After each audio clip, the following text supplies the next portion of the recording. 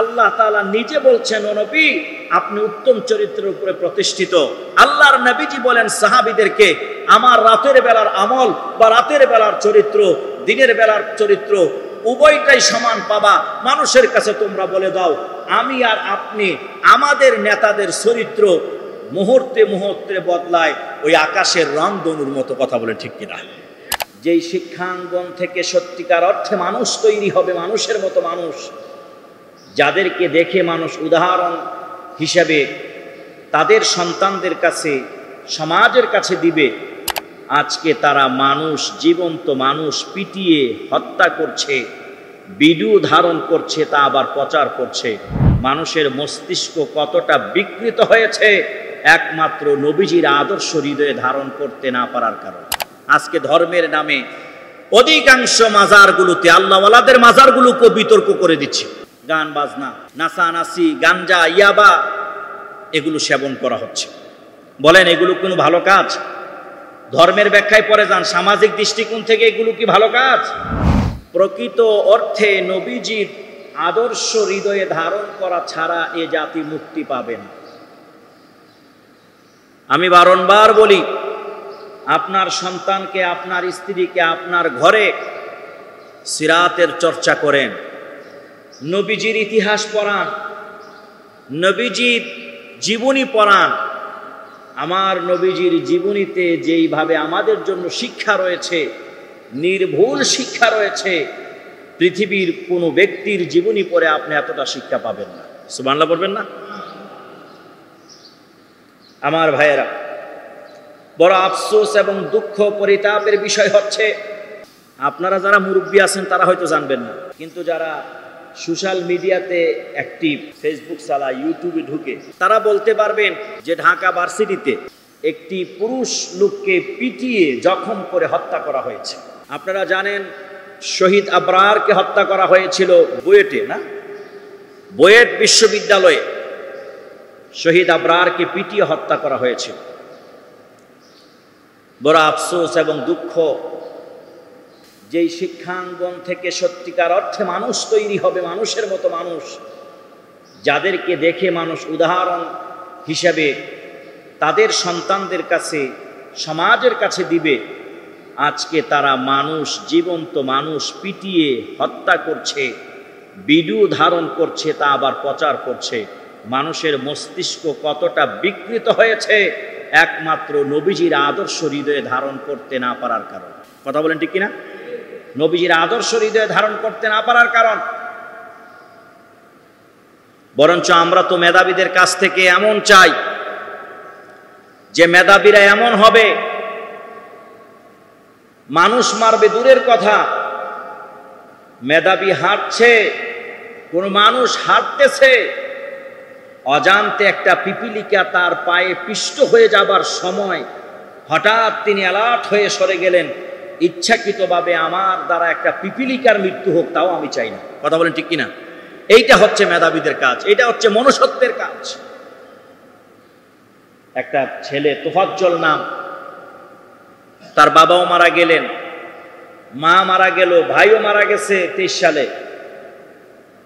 কিছুটা অ্যাবনর্মাল, এমন একটি মানুষকে পিটিয়ে মেরে ফেলা হলো এমন একটি জায়গাতে যেখান থেকে শ্রেষ্ঠ মেধাবীরা থাকে, যেখান থেকে মেধাবীরা জ্ঞানী গুণী ব্যক্তি তৈরি হয়, সে জায়গায় এইভাবে একজন মানুষকে পিটিয়ে হত্যা করা, এটা জাহালাতকেও হার মানিয়ে দেয়, আইয়ামে জাহিলিয়াতকে স্মরণ করিয়ে দেয়। এর কারণ কি? কারণ এরা বিভিন্ন জনের ইতিহাস পড়ে, বিভিন্ন লেখকের বই পড়ে নাস্তিক্য মনা পোষণ করে। যদি মুহাম্মদ সাল্লাল্লাহু আলাইহি ওয়াসাল্লামের ইতিহাস পড়তো, আদর্শ ধারণ করত, তাহলে শিখত হাজার অপরাধ করলে কিভাবে মানুষকে মাফ করে দেন নবীজি, কিভাবে মানুষকে দয়া দেখান নবীজি, এইটা তারা শিখতে পারতো যদি নবীজির জীবনী, নবীজির সিরতকে ধারণ করতে পারত। এজন্য আমি বলি যে নবীজির জীবনী চর্চা করে। নবীজির আপন চাচা হামজা রাদিয়াল্লাহু তাআলা উহুদের ময়দানে শহীদ করে দেওয়া হলো। যেমন তেমন শহীদ না, অঙ্গ পতঙ্গগুলো এমন ভাবে বিকৃত করেছে দেখার মতো নয়। নবীজি বলেন, যুদ্ধ শেষে মদিনায় বাড়িতে ফিরে গেলে প্রত্যেককে সান্ত্বনা দেওয়ার লোক ছিল। আমার একমাত্র আপন চাচা হামজা রাদিয়াল্লাহু তাআলা আনহু ছিলেন, তিনিও তো শাহাদাত বরণ করেছেন। একটু বোঝার চেষ্টা করেন, প্রিয় চাচা, যেই দুইজন চাচা রাসূলুল্লাহ সাল্লাল্লাহু আলাইহি ওয়াসাল্লামের উপরে ঈমান এনে পাশে থেকেছেন, যুদ্ধ করেছেন, তাদের মধ্যে একজন হামজা রাদিয়াল্লাহু তাআলা, আরেকজন হচ্ছেন আব্বাস রাদিয়াল্লাহু তাআলা, হযরত আব্বাস রাদিয়াল্লাহু তাআলা। হামজা রাদিয়াল্লাহু তাআলা আনহুকে যিনি হত্যা করলেন, একদিন পিছ থেকে ওয়াহশী এসে বলছি, ইয়া রাসূলুল্লাহ, ঘোমটা দিয়ে সাহাবীরা দেখলো তো রাগ হয়ে যাবে, আমির হামজাকে, হামজা রাদিয়াল্লাহু তাআলা আনহুকে মারা হয়েছে। নবীজির পিছন থেকে রুমাল দিয়ে মাথা ঢেকে পিছন থেকে বলছি, ইয়া রাসূলুল্লাহ, আমি ওয়াহশী যে আপনার চাচাকে হত্যা করেছিল। নবীজি, আমি তখন তো জাহালাতের মধ্যে ছিলাম, বুঝতে পারিনি, ভুল করেছি। এখন আমার বুঝ হয়েছে আপনি সত্য নবী। ওগো আল্লাহর নবী, আমার ভুল হয়েছে, আমি এখন ঈমান এনে মুসলমান হতে চাই। সুবহানাল্লাহ পড়েন। আমি এখন মুসলমান হতে চাই, ঈমান আনতে চাই। আল্লাহর নবীজি বললেন, তাহলে পড়ে নাও শাহাদাত। নবীজি আমার পড়ায়া দিলেন, আশহাদু আল্লা ইলাহা ইল্লাল্লাহু ওয়াহদাহু লা শারীকা লাহু ওয়া আশহাদু আন্না মুহাম্মাদান আবদুহু ওয়া রাসূলুহু। কালেমা পড়ার পর মুসলমান হয়ে গেল। এবার তিনি তার রুমাল সরিয়ে নিলেন। সাহাবীরা দেখে রাগ হয়ে গেলেন যে এ তো অশ্বী, যে আমার নবীজির চাচাকে হত্যা করেছে। প্রস্তুতি হলেন তাকে মারবেন, প্রস্তুত নিলেন তাকে মারবেন। নবীজি বললেন যে না, ওয়াহশী আর আগের হালতে নাই, ওয়াহশী আর কুফরের মধ্যে নাই, সে কালেমা পড়ে ঈমান এনে মুসলমান হয়ে গেছে, এখন সে তোমাদের ভাই হয়ে গেছে। সুবহানাল্লাহ বলবেন না? এখন তোমাদের ভাই হয়ে গেছে। ইসলামের জন্য, ঈমানের দাবিতে নিজেদের ক্ষোভ সাহাবীরা দূর করে দিয়েছে। নবীজির চাচা হত্যা ভুলে গেলেন। আর আজকে এমন একটি শিক্ষালয় যেখান থেকে জাতির শ্রেষ্ঠ সন্তানরা তৈরি হয়, মেধাবীরা তৈরি হয়, এমন জায়গাতে রাতের বেলায়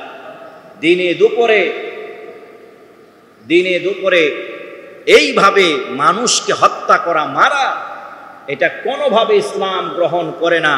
এটা মানবতার শত্রুর কাজ, এটা মানবতা বিবর্জিত কাজ, এটা কখনো কোনোভাবেই মনুষ্যত্বের মধ্যে পড়তে পারে না। এগুলো যদি বন্ধ করতে হয়, তাহলে নবী সাল্লাল্লাহু আলাইহি ওয়াসাল্লামের আদর্শ বাস্তবায়ন ছাড়া এই জমিনে কখনো শান্তি আসবে না। কথা বলেন ঠিক কিনা? নবীজির আদর্শ বাস্তবায়ন করতে হবে। আল্লাহ রাব্বুল আলামিন কোরআনে বলছেন, ইন্নামাল মুমিনুনা ইখওয়াতুন ফাআসলিহু বাইনা আখাওয়াইকুম ওয়াত্তাকুল্লাহ লাআল্লাকুম তুরহামুন। যারা ঈমান এনেছো, তোমরা একে অপরের ভাই, সমাধান করে দাও, ফয়সালা করে দাও। যদি আল্লাহকে ভয় করো, তোমাদের উপর রহম হবে, আল্লাহ তাআলা রহম করবে। যদি চুরি হয়, বাটপারি হয়, কোনো ঝামেলা হয়, শরিয়া আইন আছে, রাষ্ট্রীয় আইন আছে, সে অনুযায়ী সমাধান করেন। কে অধিকার দিল আপনাকে মানুষ পিটিয়ে মারার? আর এই মানুষ পিটিয়ে মারার সিলসিলা জারি করা হয়েছে একমাত্র ক্ষমতা, শেয়ারের লোভ, ক্ষমতা যাওয়ার জন্যে, ক্ষমতা থেকে কাউকে ফেলে দেওয়ার জন্যে। নিরপরাধ এরকম হাজারো মায়ের বুক খালি করেছে এই দেশের রাজনৈতিক দলগুলো ক্ষমতায় আসার জন্যে। যতদিন না পর্যন্ত ক্ষমতার লোভ আর এই ক্ষমতার পালাবদল আর শেয়ারে কে আসবে বসবে, এগুলো বন্ধ না হবে, এগুলোর জন্য জবাবদিহিতা না থাকবে, এভাবে করে আজ হয়তো আমি, নয়তো কাল আপনি, বা আপনার সন্তান, আমার সন্তান, এভাবে করে ওদের জন্য ক্ষমতার বলি হয়ে আমার আপনার সন্তান লাশ হবে, আমার আপনার সন্তান পা হারা হবে, চোখ হারা হবে। আর গদিতে বসে বসে ওরা এসিতে বসে বসে ওই টেলিভিশনে সাংবাদিকদের সামনে মজার মজার কথা বলবে। এগুলোকে বন্ধ করতে হবে। এই জমিনে আল্লাহর আইন বাস্তবায়ন করতে হবে। আল্লাহর আইনের মধ্যেই রয়েছে সুখ এবং শান্তি। কথা বলেন ঠিক কিনা? বড় দুঃখ লাগে এদেশের বড় বড় দলগুলো যারা রাজনীতিতে ক্ষমতায় আসতে যাচ্ছে তারা বলে আমরা শরিয়া আইন মানি না, আমরা ইসলামী আইনে বিশ্বাসী না। আপনি একজন মুসলমান থাকবেন না, যদি কোনো মুসলমান বলে আমি শরিয়া আইনে বিশ্বাসী না, তাহলে আমি বলবো আপনার ইন্তেকালের পরে জানাজা হবে কিনা, জানাজা কোন আইনে হবে, জানাজায় কয় তাকবীর হবে, এটা তো শরিয়া আইন। কথা বলেন ঠিক কিনা? এটা শরিয়া আইন কিনা? আপনার জানাজা কোন আইনে হবে সেটা বলেন। শুধুমাত্র ক্ষমতার জন্যে এই দেশের মানুষদেরকে আজকে মনে করেন হত্যা, খুন, গুম, বিভিন্ন রাহাজানি আজকে চলে আসে। আল্লাহ তাআলা আমাদেরকে প্রকৃত অর্থে নবী সাল্লাল্লাহু আলাইহি ওয়াসাল্লামের সত্যিকার অর্থে উম্মত হবার তৌফিক দান করেন। আল্লাহ রাব্বুল আলামিন আমাদেরকে নবী সাল্লাল্লাহু আলাইহি ওয়াসাল্লামের পথ মতকে অনুসরণ করার তৌফিক দান করেন। সকলে বলে আমিন। আরো জোরে বলেন আমিন। আমার ভাইয়েরা, আল্লাহ রাব্বুল আলামিন কোরআনুল কারীমে বলছেন ওয়া ইন্নাকা লাআলা খুলুকিন আযীম, নিশ্চয়ই নবী আপনি উত্তম চরিত্রের উপরে প্রতিষ্ঠিত। সুবহানাল্লাহ পড়বেন না? উত্তম চরিত্র। আজকালকের নেতাদের চরিত্র দিনের বেলা এক, রাতের বেলা আরেক। দিনের বেলায় আমরা তো শুনতেছি দেখতেছি, এখন রাতের বেলায় পরিকল্পনা করে লাশ ফেলে দাও, অরাজকতা সৃষ্টি করো, আমি লাশ চাই। আর দিনের বেলায় ঢাকা মেডিকেল গিয়ে রিসারিং লাগাইয়া রুমালে চোখের পানি ফেলে সাংবাদিকদের সামনে অভিনয় করে এই জাতির জন্য আমার কত দরদ। না না না না, এই জাতির জন্য আপনাদের দরদ না, আপনাদের দরদ হচ্ছে ওই চেয়ারের জন্য, ক্ষমতার জন্য। কথা বলে ঠিক কিনা? এই নেতাদের চরিত্র দিনের বেলা এক, রাতের বেলা আরেক, রাতের বেলা এক, দিনের বেলা আরেক। তাদের চরিত্র বলার মতো নয়। তবে আল্লাহ রাব্বুল আলামিন আমার আপনার প্রিয় নবীজির যেই চরিত্রের কথা কোরআনুল কারীমে বলছেন, আল্লাহ তাআলা নিজে বলছেন ও নবী আপনি উত্তম চরিত্রের উপরে প্রতিষ্ঠিত। আল্লাহর নবীজি বলেন সাহাবীদেরকে আমার রাতের বেলার আমল বা রাতের বেলার চরিত্র, দিনের বেলার চরিত্র উভয়টাই সমান পাবা। মানুষের কাছে তোমরা বলে দাও আমি আর আপনি আমাদের নেতাদের চরিত্র মুহূর্তে মুহূর্তে বদলায় ওই আকাশের রংধনুর মতো। কথা বলে ঠিক কিনা? এই জাতিকে দিয়ে আপনি কত দূর আগাবেন? আমার নবীজির চরিত্রের মাধুর্য এত সৌন্দর্য, নবীজির কথা এত সুন্দর ছিল, নবীজির চেহারা দেখলে আর নবীজির কথা শুনলে পেটের ক্ষুধা পর্যন্ত নিবারণ হয়ে যায়। সাহাবীরা, হযরত আবু হুরায়রা রাদিয়াল্লাহু তাআলা আনহু বলেন আমি নবীজির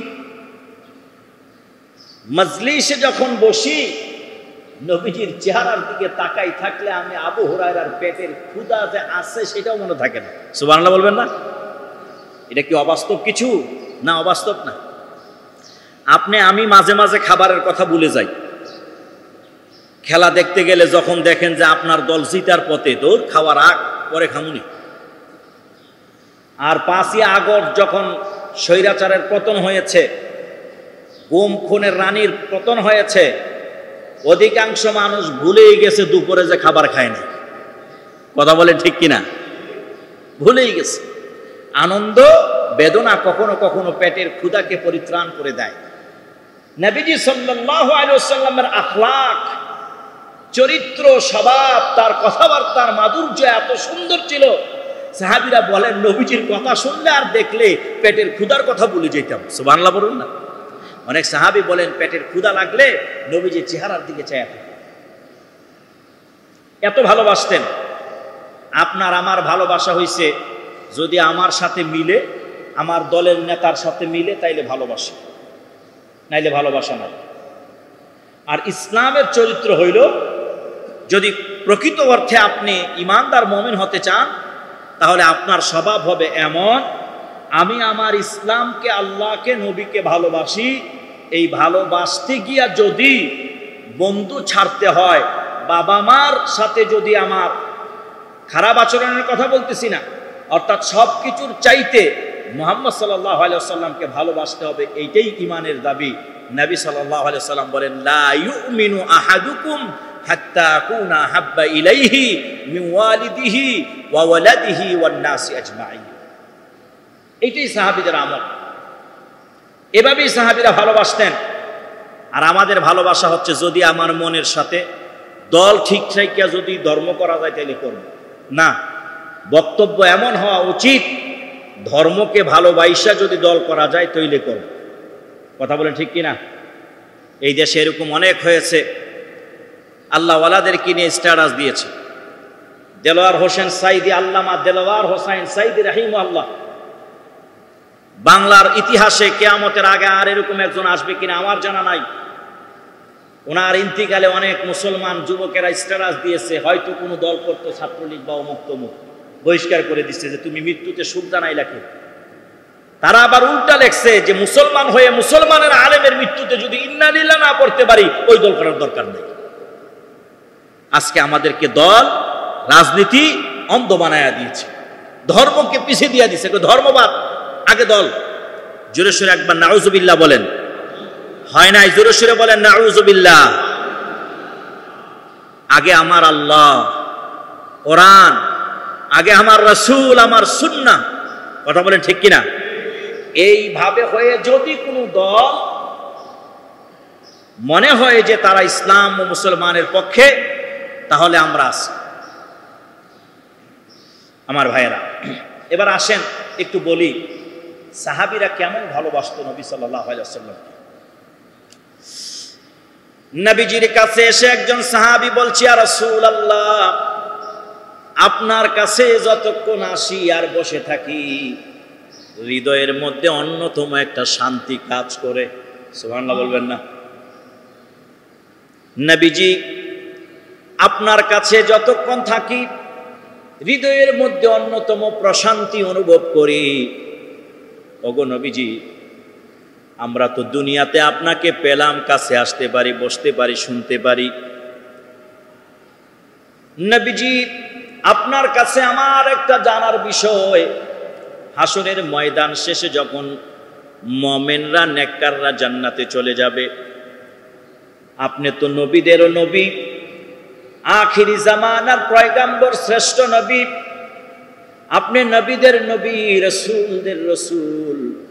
ওগো আল্লাহর নবী, আপনার জান্নাত তো হবে স্পেশাল জান্নাত, ভিভিআইপি জান্নাত। আমরা যদি জান্নাতে যাই, তবে আপনার জান্নাত আমাদের জান্নাতের মধ্যে তো একটু পার্থক্য থাকবে। নবীজি, সেই চিন্তায় আমি কিছুটা ব্যাকুল হয়ে গেলাম যে হাসরের ময়দানে বিচার শেষে যখন জান্নাতে প্রবেশ করবেন, আপনার জান্নাত ভিআইপি হবে, আমরা তো তার চাইতে একটু কম ভিআইপি পাবো। আপনার সাক্ষাৎ তো হাসরের জান্নাতে পাবো না। এই জন্য আমার একটু চিন্তা কাজ করতেছে। আমি জান্নাতেও আপনাকে দেখতে চাই। সুবহানাল্লাহ বলবেন না? আরেকজন সাহাবী নবীজির তাহাজ্জুদের সময় মিসওয়াক, ওযুর পানি আগায়া দিতেন। বললেন, ইয়া রাসূলুল্লাহ, আপনার খেদমত তো করি। রাসূল সন্তুষ্ট হয়ে বললেন, তুমি আমার কাছে কি চাও? সাহাবী বললেন, ইয়া রাসূলুল্লাহ, তেমন কিছু চাই না। যেমনি ভাবে দুনিয়ায় আপনার খেদমত করি, জান্নাতেও যেন আপনার খেদমত করতে পারি, এটা আমার আকাঙ্ক্ষা, এটা আমার তামান্না। সুবহানাল্লাহ বলেন। নবীজি বললেন, একটি কাজ করে তুমি আমাকে সহযোগিতা করো। কি কাজ? নবীজি বললেন, বেশি বেশি সেজদা করো, তার মানে বেশি বেশি নামাজ আদায় করো।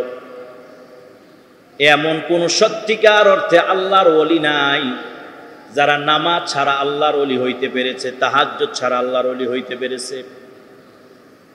বিপদে আপদে সাহাবীরা নবী সাল্লাল্লাহু আলাইহি ওয়াসাল্লাম ওযু করে 2 রাকাত নামাজ আদায় করে আল্লাহর কাছে সাহায্য চাইতেন। 90 ভাগ মুসলমানের দেশ বলে দাবি করি, এই দেশে এরকম অসংখ্য ভণ্ড আছে, মাজার আছে, বলে নামাজ কিসের, রোজা কিসের, কথা বলেন ঠিক কিনা? আর তাদের বিরুদ্ধে কিছু বললে এই দেশের সুশীলদের লাগে, ওদের খুব জ্বলে, ওদের অনেক ব্যাখ্যা। এক কথা থেকে আরেক কথা চলে যাচ্ছে, আমি আসতেছি এই কথাটা শেষ করি। তো নবীজি সাল্লাল্লাহু আলাইহি ওয়াসাল্লামকে সাহাবী বলছি, ইয়া রাসূলুল্লাহ, আপনাকে দেখলে, আপনার কাছে আসলে বসলে খুব শান্তি লাগে, প্রশান্তি লাগে। হাসরের ময়দানে যে আপনার সাথে থাকতে পারবো কিনা, অর্থাৎ জান্নাতে আপনার সঙ্গী হতে পারবো কিনা, আপনি তো ভিআইপি জান্নাতে থাকবেন। নবীজি সাল্লাল্লাহু আলাইহি ওয়াসাল্লাম চুপ রইলেন। কিছুক্ষণের মধ্যে আল্লাহ তাআলা জিবরাইল আমিনকে পাঠাইলেন। জিবরাইল আমিন এসে বলছে, আল মারউ মা মান আহাব্বা, নবীজি আপনি জানায়া দেন, দুনিয়াতে যে যাকে মহাব্বত করবে হাসরের ময়দানে সে তার সাথেই থাকবে। সুবহানাল্লাহ বলবেন না? যার সাথে যার মহাব্বত, তার সাথে তার কিয়ামত। কোরআনের সাথে মহাব্বত করেন, নবীজির সুন্নাহর সাথে মহাব্বত করেন, প্রয়োজনে কোরআন ও ইসলামের জন্য জীবন দেব। রাসূলুল্লাহর সাহাবী এই কথা শুনে আনন্দিত হয়ে গেলেন, আন্দোলিত হয়ে গেলেন। আরে নবীজির সাথে যদি সম্পর্ক মহাব্বত থাকে, আমাদের চরিত্র, আমাদের স্বভাব, আমাদের আখলাক কি পশ্চিমাদের মতো হবে, ইহুদি নাসারাদের মতো হবে, নাকি নবীজির দেখানো সুন্নাতি পোশাক, নবীজির দেখানো শরিয়া আমাদের আইন যদি সেইভাবে চলতে পারি, নিশ্চয়ই আমাদের জান্নাত, নিশ্চয়ই আমাদের দেখা হবে নবী সাল্লাল্লাহু আলাইহি ওয়াসাল্লামের সাথে। সুন্নতের সাথে থাকলে তো নবীর সাথে, কোরআনের সাথে থাকলে তো কোরআনের সাথে, ইসলামের সাথে থাকলে তো ইসলামের সাথে। হাদিস শরীফের মধ্যে এসেছে, পৃথিবীতে যে যার অবস্থা ধারণ করবে, হাসরের ময়দানে সে তাদের সাথেই উঠবে। এবার আপনি বুঝেন, আপনি চিন্তা করেন, আপনি কি একজন হিন্দুর মতো, খ্রিস্টান, বৌদ্ধের মতো চলবেন, নাকি নবীজি যেই আখলাক, যেই স্বভাব, যেই চরিত্র, যেই সুন্নাহ দিয়ে গেছে, সাহাবীরা যেইভাবে চলছে সেভাবে চলবেন? এর দায়িত্ব আপনাকেই নিতে হবে, আপনাকেই চিন্তা করতে হবে। কথা বলেন ঠিক কিনা? এই জন্য আমার ভাইয়েরা, নবীজির মহাব্বত অন্তরে পয়দা করা, সুন্নতের মাধ্যমে, সুন্নতের আমলের মাধ্যমে আল্লাহ আমাদের তৌফিক দান করেন। সকলে বলে আমিন। আরো জোরে বলেন আমিন। আমার ভাইয়েরা, এইবার আরেকটি ঘটনা বলি আপনাদেরকে। বর্তমান সময়ে কিছু মাজার ভাঙ্গা হচ্ছে, হয় কি হয় না? হচ্ছে কিনা, হয়েছে কিনা? কিছু হয়েছে। অধিকাংশ গ্রামগঞ্জে কেউ না কেউ ডোল বাজনা, গান বাজনা বাজাইতে চায়। আমার দুঃখ হচ্ছে সেই জায়গায় যারা ঢোল বাজাইয়া, হারমোনিয়াম বাজাইয়া, গান গেয়ে এটাকে ধর্ম বলে প্রচার করতে চায়, তার বিরুদ্ধে সংগ্রাম করা একজন নবীর উম্মতের দায়িত্ব হয়ে যায়। ইসলাম কখনো এটাকে অ্যাকসেপ্ট করে না। সূরা লুকমান আয়াত নং 6 আল্লাহ তাআলা বলছেন, وَمِنَ النَّاسِ مَن يَشْتَرِي لَهْوَ الْحَدِيثِ لِيُضِلَّ عَن سَبِيلِ اللَّهِ بِغَيْرِ عِلْمٍ وَيَتَّخِذَهَا هُزُوًا। কিছু মানুষ এমন আছে অনর্থক কথাবার্তা ক্রয় করে নবীজি সাল্লাল্লাহু আলাইহি ওয়াসাল্লাম থেকে বিমুখ করার জন্য। সে সময় এক মুনাফিক পারস্য থেকে কিছু কবিতা নিয়ে এনে, নর্তুকি এনে মানুষদেরকে জামায়াত করে বলতো, দেখো মুহাম্মদ, আমরা বলি সাল্লাল্লাহু আলাইহি ওয়াসাল্লাম, তোমাদেরকে নামাজের কথা বলে, এইটা করা যাবে না, ওইটা করা যাবে না, এইটা করা লাগবে, রোজা রাখা লাগবে, কত কষ্ট, কত কষ্টের কথা বলে দেখছো। আর আমি তোমাদেরকে কত সুন্দর কিচ্ছা শোনাচ্ছি, গান শোনাচ্ছি, নর্তুকি নাচাচ্ছি, কত সহজ না? এটা মুহাম্মদ সাল্লাল্লাহু আলাইহি ওয়াসাল্লামকে বাধাগ্রস্ত করার জন্য, দিন প্রচারকে বাধাগ্রস্ত করার জন্য সেদিন নর্তুকি নাচিয়েছে, গান বাজনার আয়োজন করা হয়েছে, কবিতার আসর করা হয়েছে। ঠিক তেমনি ভাবে বর্তমান সময়ও দেখেন ওই মুনাফিকের বংশধররা, মুসলমান নামদারীরা ওই মাজারকে কেন্দ্র করে গান বাজনা, তারপরে নাচানাচি সব কিছুর আয়োজন করতেছে। মূলত তারা প্রকৃত অর্থে মসজিদের যেই মিশন, মিম্বারের যেই মিশন, দর্শের যেই মিশন, কোরআন ও সুন্নাহর যেই প্রচার এবং প্রসার রয়েছে সেটাকে বিঘ্নিত করার জন্যই তাদের এই মিশন। কথা বলেন ঠিক কিনা?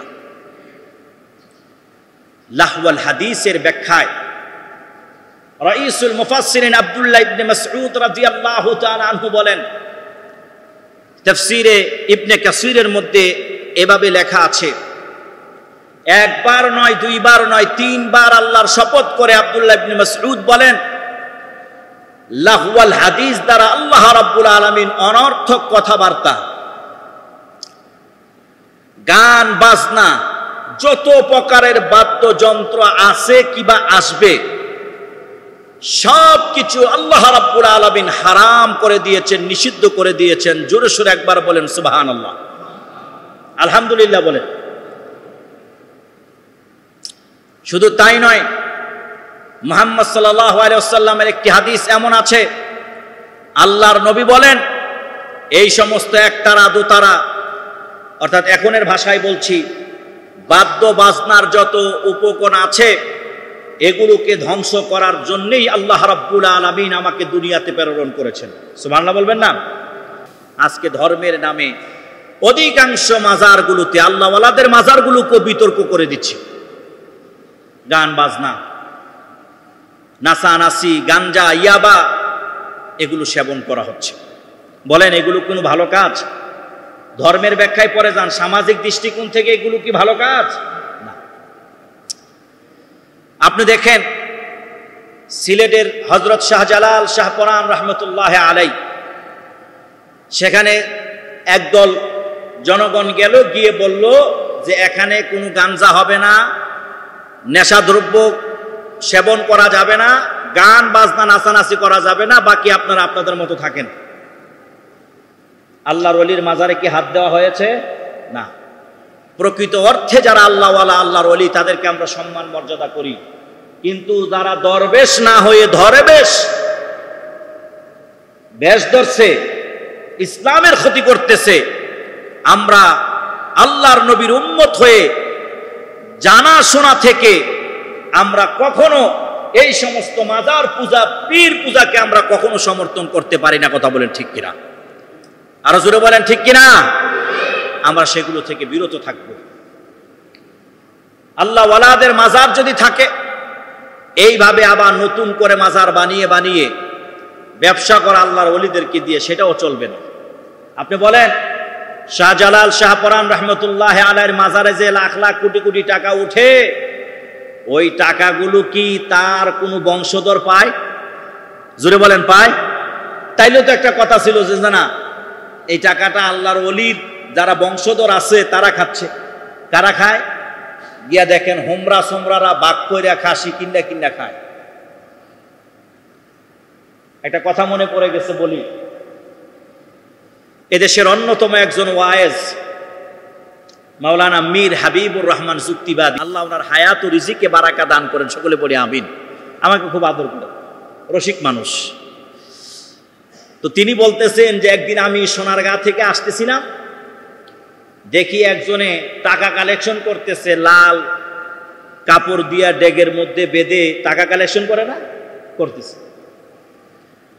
তো হুজুর বলতেছে, আমি গ্লাসটা নামাইয়া বললাম, কিরে কালেকশন কেমন হইতেছে? হুজুর দেয় কেউ, কেউ দেয় না। কয় তোমার কেমনি কি? হুজুর আমারও বাঘ ভালো করে দেয় না। তো এগুলো খায় কে? ওই হোমরা সোমরা নেতা আছে, এগুলো আমার একটা বাঘ দেয়, আর বাকি দিয়ে সেটা খাসি কিনে, গরু কিনে, কিনা কিনে এটিই খায়। হুজুর কাউরে কিন্তু কইেন না। তো যুক্তিবাদী তো রসিক মানুষ, ভাই এমন একজন রে কইছস রে, সারা দুনিয়ারে জানাইয়া দিল। এই ভণ্ডটি যদি আল্লাহর ওলি খাজা মাইনুদ্দিন চিশতি আজমির রহমতুল্লাহ আলাইহির নামে ডেক বসাইয়া টাকা উঠায়, এগুলো যদি তার বংশধররা পেত তাইলেও তো একটা কথা ছিল। তো এই যে মাজারের টাকাগুলো কারা ভাগ বাটোয়ারা করে খায়, এগুলো কারা নেয়, কি খায়, সেগুলো আমাদের দেখার বিষয় আছে। আরে ভাই, যদি আপনার দিতে এতই মনে চায়, একটা গরিব, একটা মাদ্রাসার স্টুডেন্ট যে কোরআন পড়ে বাবা না, এরকম অনেক ছাত্র আছে, তারে একটা কাপড় বানাইয়া দেন না, তারে একটা টুপি কিনে দেন না, তারে একদিন ভালো করে এনে খাওয়ান না বা খাবারের ব্যবস্থা করেন না, এইগুলো কাজে লাগবে। আপনার পোশাক পরে যখন সে কোরআন পড়বে আপনার কথা মনে পড়বে। আপনার বাসায় যখন লজিং খাবে, খাবার খেয়ে যখন সে কোরআন পড়ে আলেম হবে, আজীবন আপনার জন্য সে দোয়া করবে। কথা বলে ঠিক কিনা? এই জন্য আমার ভাইয়েরা, নবীর ভালোবাসার নামে যেইটা সাহাবীরা করে নাই, যেটা রাসূল আমাদেরকে করতে বলেন নাই, সেগুলো আমরা করতে পারি না। কথা কি ঠিক আছে ইনশাআল্লাহ? কিন্তু আমার ভাইয়েরা, আপনি দেখেন এরকম অসংখ্য মাজার আছে, কিচ্ছু হইলেই ওই কি হয়েছে কই ল্যাংড়া হইয়া ঘুরতো বা লাল একটা কাপড় পরে ঘুরতো, মারা গেছে কই আরে হের মতো ওলি, আরে দুনিয়া কি জিনিস বুঝছে না। তো একজন রে ধরছে, এক ইউটিউবার ধরে বলতেছে, আপনি এই বেশ ধরছেন কে? কই এই বেশ ধরার মধ্যে ফায়দা আছে। কই কি?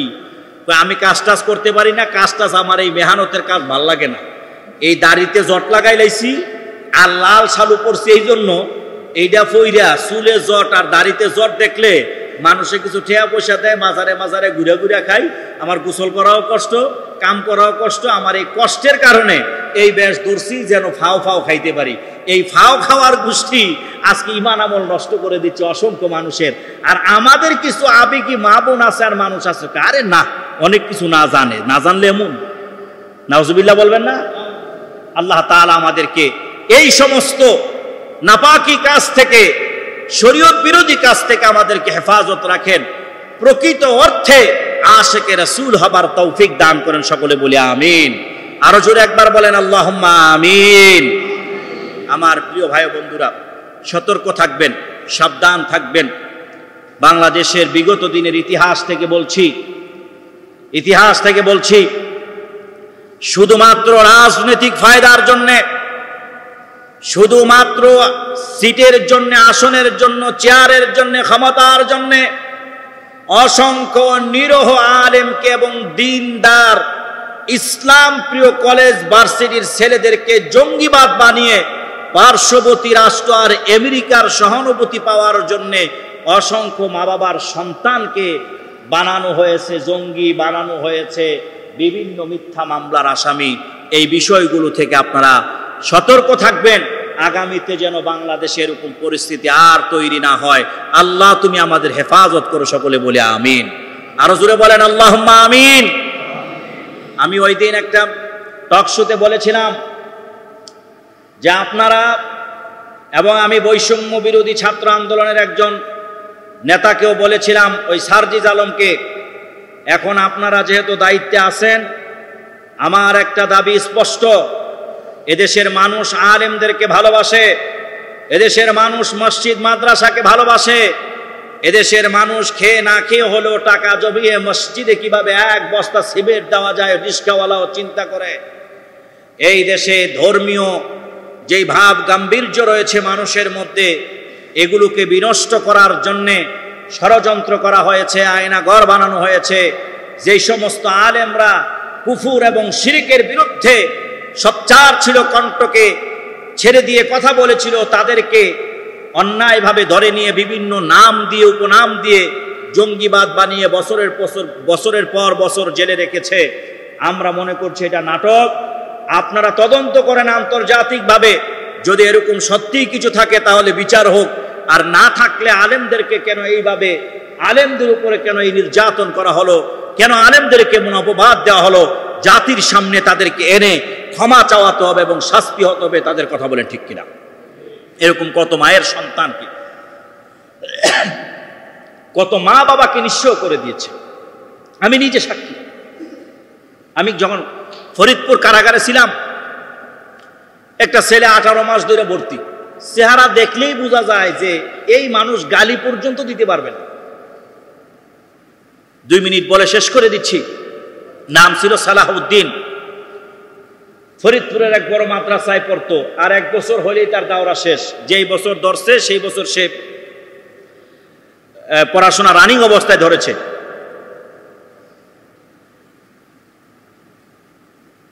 দুইটা বছরের উপরে কারাগারে ছিল। তো বললাম, অপরাধ কি তোমার?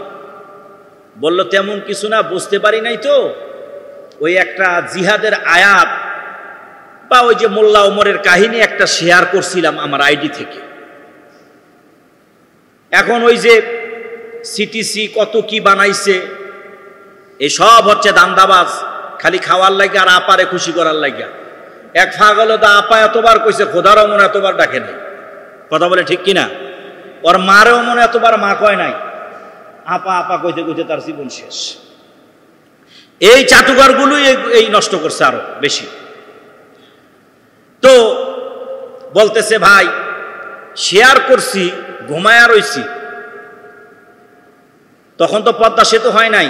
রাতের বেলা ওরা আইসা ঢাকা থেকে আমারে ধইরা ইচ্ছা রকম মারলো, মাইরা বললো যে তোর ক্রসফায়ার দিয়া দেন, নাইলে স্বীকার করতে হবো। কি স্বীকার? আরে আমি তো কিছু জানি না।